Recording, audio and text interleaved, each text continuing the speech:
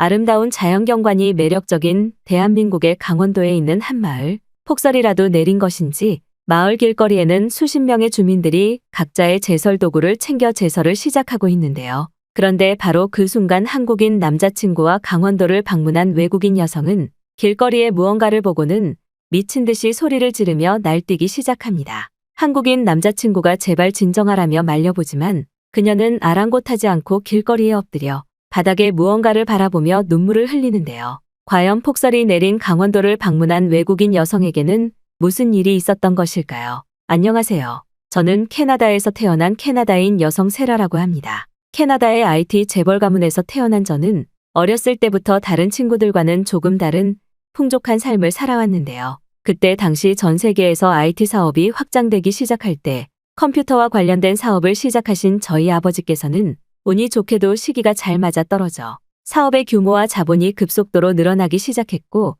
엄청난 돈을 한 번에 많이 버시게 되셨습니다. 태어날 때부터 아버지와 어머니가 아닌 저의 밥을 챙겨주시는 전속 요리사분과 저의 일상생활을 책임져 주시는 비서분들과 보낸 시간이 더욱 많을 정도로 어떻게 보면 저는 영화에서나 볼 법한 재벌들의 삶을 아주 어린 시절부터 경험한 아이였죠.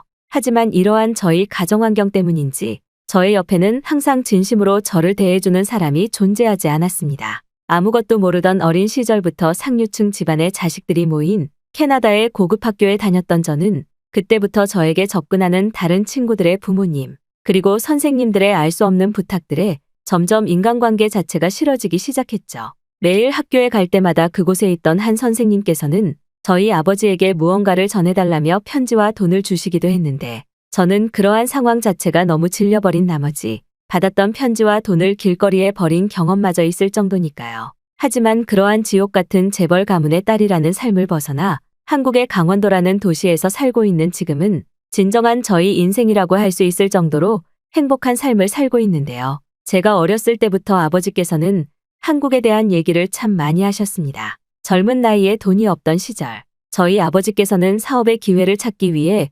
한국이라는 나라로 떠나셨고 바로 그곳에서 몇몇 한국인 IT 사업가 분들과 기술자 분들을 만나 지금의 회사를 성장시킬 수 있으셨기 때문에 아버지는 항상 어렸던 나이에 저에게 한국이라는 나라는 배울 것이 너무나 많은 기회의 땅이라며 제가 성인이 되면 꼭 한국이라는 나라를 여행해보라는 추천까지 해주실 정도였죠. 하지만 그때 당시 저에게는 매일매일이 지옥 같은 삶이었습니다. 그저 다른 아이들과 똑같은 평범한 삶을 살고 싶어도 저의 옆에는 항상 제 생활을 스십사시간 동안 감시하는 비서분이 있으셨고 이러한 저희 모습 때문인지 평범한 친구들은 저에게 접근조차 하지 않으려 했기 때문이죠. 처음에는 집안이 돈이 많고 부자라는 사실이 좋기도 했지만 저는 점점 세상을 깨우치고 나이를 먹어갈수록 이러한 압박당하고 억압당하는 삶에 지쳐가기 시작했습니다. 그리고 그때부터 저는 저에게 접근하는 사람들이 모두가 목적이 있는 나쁜 사람들이라고 생각하고 그들을 무시하기 시작했죠. 대부분의 친구들이나 어른들이 저에게 접근할 때는 항상 제가 아닌 저희 부모님에게 목적이 있는 사람들 같아 보였고 진정으로 저라는 사람을 알기를 원하는 것이 아닌 그저 저라는 사람은 부모님에게 닿기 위한 중간 과정일 뿐이었습니다. 기초학교를 졸업할 때까지 이러한 껍데기만 있는 삶을 살아오던 저는 어느 날 저희 아버지에게 도저히 이렇게는 살지 못하겠다고 집을 나가고 싶다는 말을 했습니다. 이제 막 대학교 입학을 앞두고 있던 저는 제가 관심이 있는 학과를 가고 싶어 하던 것과는 별개로 이미 아버지가 저를 미국에 있는 대학교로 입학시킬 모든 계획을 마친 상태였는데 그것을 알아차린 순간 이 지옥에서 도망쳐야겠다는 생각뿐이었죠. 제 말을 들으신 아버지는 충격을 받으신 듯 곰곰이 고민하셨고 약 1시간 정도 뒤에 저에게 다가와 한국이라는 나라로 간다면 집에서 나가도 좋다는 황당스러운 소리를 하시더군요. 한국이라는 나라에 크게 관심이 없었지만 저를 억압하는 그 집을 빠져나가기 위해서는 그저 알겠다는 말을 할 수밖에 없었던 저는 그렇게 약 2주 뒤 아무것도 가진 것 없이 집을 나와 독립하게 되었습니다. 평생을 풍족하고 감시당하는 삶을 살아오던 저에게 그러한 자유는 정말 꿀맛같이 느껴졌고 이제부터는 하고 싶은 것은 무엇이든 하면서 살아갈 수 있을 것 같았어요. 그리고 그때부터 저는 제가 하고 싶은 공부였던 컴퓨터 코딩 관련 공부를 하기 시작했습니다. 물론 저희 아버지께서 컴퓨터와 관련된 기업을 운영하고 계셨긴 하지만 저는 온전히 저 스스로의 힘으로 그러한 코딩이나 컴퓨터 관련 기술들을 배우고 싶었기 때문에 그때부터 카페 아르바이트를 하며 컴퓨터 관련 학원에 다니기 시작했어요. 그때 당시 컴퓨터와 관련된 산업이 폭발적으로 성장하고 있을 때라 제가 있던 캐나다에서도 중심수도 쪽에는 몇몇 컴퓨터와 관련된 학원이 있었고 저는 카페 아르바이트로 돈을 모은 뒤 그곳에 등록하게 되었죠.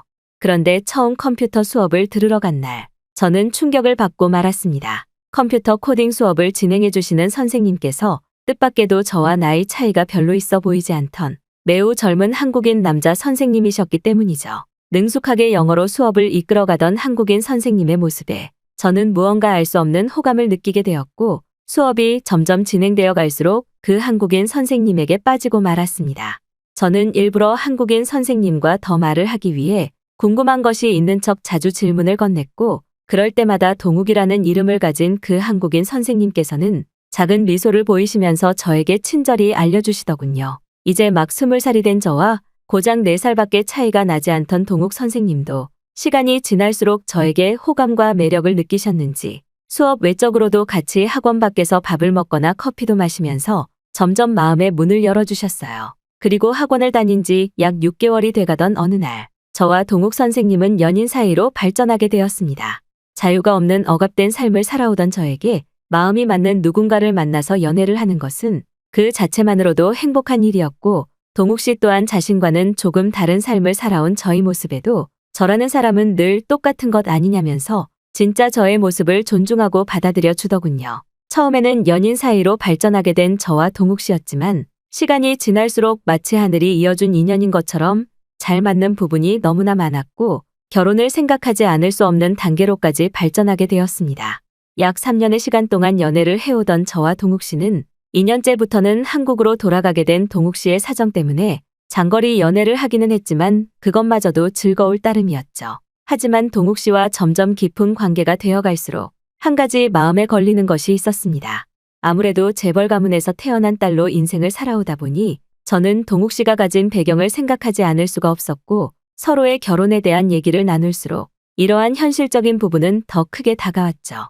특히 저라는 사람은 동욱 씨의 무엇이든 사랑해 줄 수 있었지만 저의 아버지께서 그러한 동욱 씨의 배경을 받아들여 주실지 의문이었습니다. 하지만 동욱 씨와 만나면 만날수록 이 남자가 아니라면 그 누구와도 결혼하고 싶지 않았던 저는 어느 날 아무런 예고 없이 동욱 씨와 저희 집으로 찾아가게 되었습니다. 동욱 씨는 대규모 크기의 주택인 저희 집을 보더니 다소 놀란 듯한 눈치였고 저는 그러한 동욱 씨의 모습이 그저 귀여워 보일 뿐이었죠.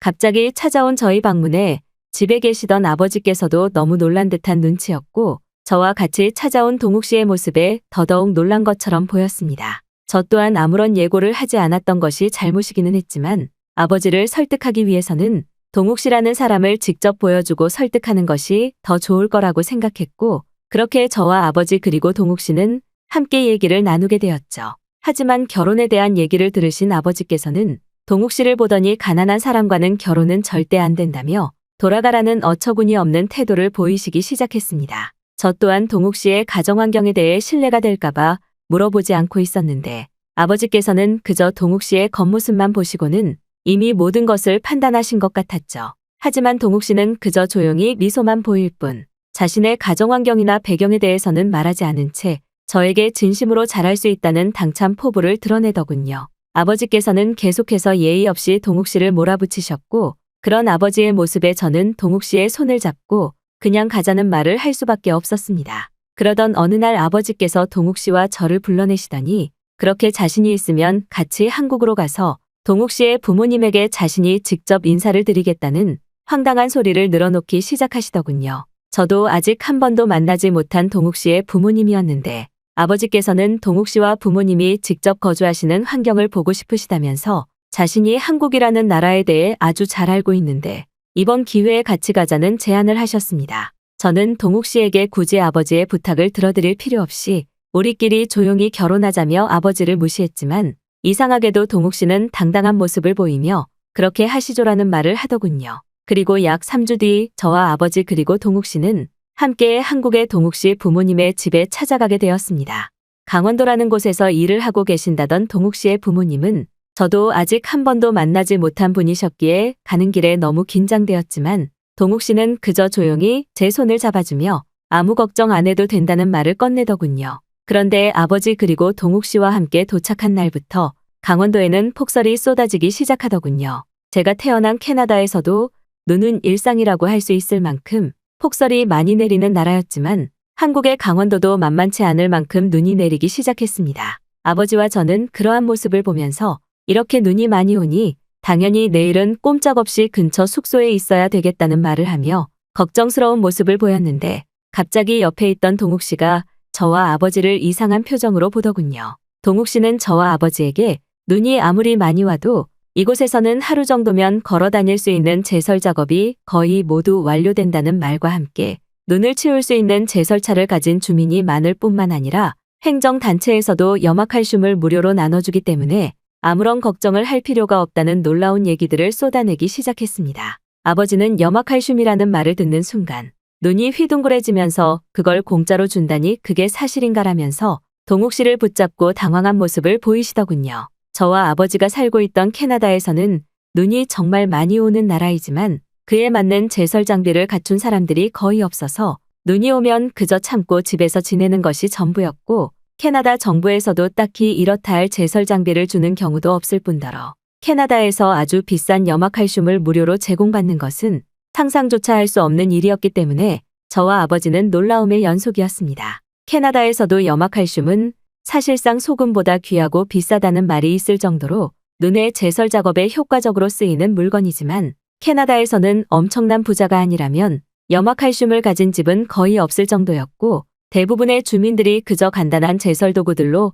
제설을 하는 경우가 보통의 경우이기 때문에 저와 아버지는 도저히 동욱 씨의 말을 믿을 수가 없었죠. 그런데 정말 신기하게도 눈이 쌓여갈수록 강원도의 길거리에는 캐나다에서는 비싸서 이용하지도 못하던 제설차들이 돌아다니거나 염화칼슘이 뿌려지는 상황이 계속해서 보이기 시작했고 더욱 놀라운 것은 시골이라고 생각한 한국의 강원도에 사는 거주민들도 아주 값비싼 두꺼운 패딩을 입고 염화칼슘을 뿌리고 있었기 때문입니다. 눈과 한파가 많이 오는 캐나다의 특성상 방한용품들이 정말 비싼데 신기하게도 한국에서는 시골에 있는 듯한 사람들도 모두 따뜻해 보이는 두꺼운 패딩을 입고 있어서 저와 아버지는 더욱 당황했어요. 눈이 내리는 속도는 빨랐지만 제설 시스템이 잘 갖추어진 한국의 시스템 때문인지 눈이 제거되는 속도가 엄청나게 빨랐고 심지어 동욱 씨는 한국의 행정처리 시설에서 직접 제설차를 운영하거나 염화칼슘을 무료로 뿌려주기 때문에 대부분의 주민들은 각자의 집 앞 구역을 제설하기만 하면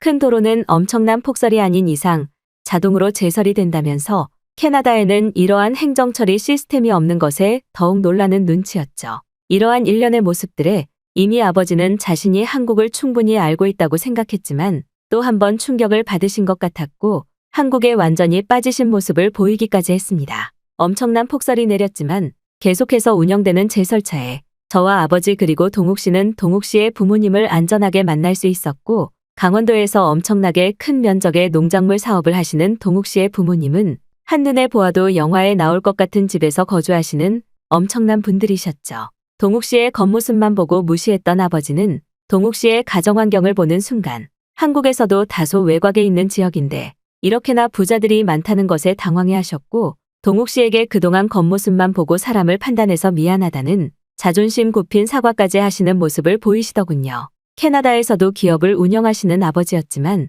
한국과 캐나다의 행정처리 시스템은 좁힐 수 없을 정도로 이미 엄청난 국가적 차이가 벌어져 있었고 한국에서는 당연한 것들이 캐나다에서는 너무 힘든 일이라는 사실에 아버지는 한국으로 오고 싶다는 말까지 하셨습니다. 다행스럽게도 동욱 씨의 부모님께서는 저를 마음에 들어 하시는 것 같았고 한국의 추억이 있으신 아버지 또한 한국의 갈비찜을 오랜만에 먹는다며 낮에 자신이 보았던 염화칼슘을 무료로 주는 것이 진짜 사실이냐는 말을 동욱 씨의 부모님에게 또 물어보시면서 한국이 정말 놀랍다는 대화를 이어나갔어요. 그렇게 무사히 부모님끼리의 만남도 진행되고 난 뒤 아버지는 직접 동욱 씨의 부모님 집에 보관하고 있던 염화칼슘을 도로에 뿌리는 체험까지 하셨고 직접 강원도의 주민들과 함께 제설 작업을 하시면서 한국이라는 나라에 계속해서 놀라시게 되었죠. 그 후 약 3개월 뒤 저와 동욱 씨는 한국에서 결혼식을 올리게 되었고 곧바로 아이도 임신하는 축복을 맞이하게 되었습니다. 그리고 약 2년이라는 시간이 지난 지금 저희 아버지께서는 서울과 다니시기 편한 강원도에서 자연을 바라보는 일상과 함께 늘 제설 작업을 하는 겨울을 기다리고 계세요. 처음에는 단순한 생각에서 시작된 이민이었지만 한국에 완전히 정착하신 지금의 아버지는 캐나다에서 돈이 많은 것보다 한국의 국가 시스템을 누릴 수 있는 지금이 훨씬 더 감사한 일이라면서 늘 한국의 행정 시스템에 감탄하고 계십니다. 저 또한 동욱 씨라는 한국 남자를 만난 것에 늘 감사하고 있는 지금 한국에서의 삶이 세상에서 제일 행복하다는 것을 느끼고 있죠.